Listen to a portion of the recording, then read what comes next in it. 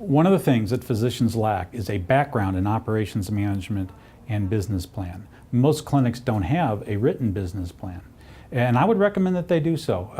There are books on how to write a business plan. It's a fairly straightforward, very basic approach, and what it really is an approach to thinking about your practice in a different way. That you look at the services you provide in the market, you look at some of the characteristics of your patients, and then decide, where can I tweak my services?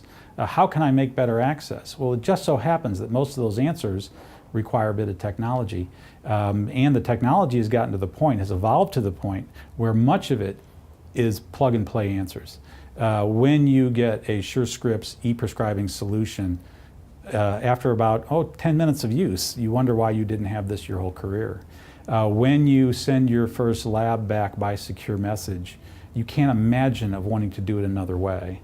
When a patient logs in and sends you the 10th compliment of the day for being available online, even though you're not in your office and it's 2 o'clock in the morning, you wonder why you didn't have that. When you've eliminated 70% of your phone calls, you wonder why you didn't have these tools in place. So it's the workflows that are a result of you writing the business plan that will convince you why it was a good idea. But until you examine your services, I am not one to say that you should simply plug in an electronic medical record. Plugging in technology simply drives up your electric bill.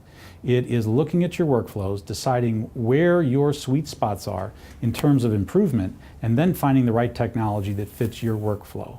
A good workflow solution is something that is crafted to your standards. You're not learning the EMR, you're not learning the portal strategy or secure messaging. It's adapting to your best practice workflow. It is the intent of a business plan to compare your current workflows to a proposed workflow and try to attach a cost to that, either in terms of patient care quality, time, or money. And that's actually the purpose of the business plan itself. And once you go through that process, then you make the choice as to whether or not to implement a particular solution in your practice. And I can give you an example. We have a patient portal as a primary care office, and you can, as a new patient, go to our portal and fill out past medical history, family history, social history, all in your electronic medical record from the portal before I've ever met you. But we don't push that. And the reason is, as a primary care practice, we prefer to get you in the clinic. Most of our patients are seen the same day they call. I don't want them to stop at a portal, I want them in my clinic as a primary care doc. A surgeon, however, generally has, on a non-emergent basis, a couple of day lag or a day or two lag between the time I want to send the patient over and the time that they're going to evaluate them. Now, they have a good chance of having to take that patient to surgery, and they're going to have to collect comprehensive information on the patient.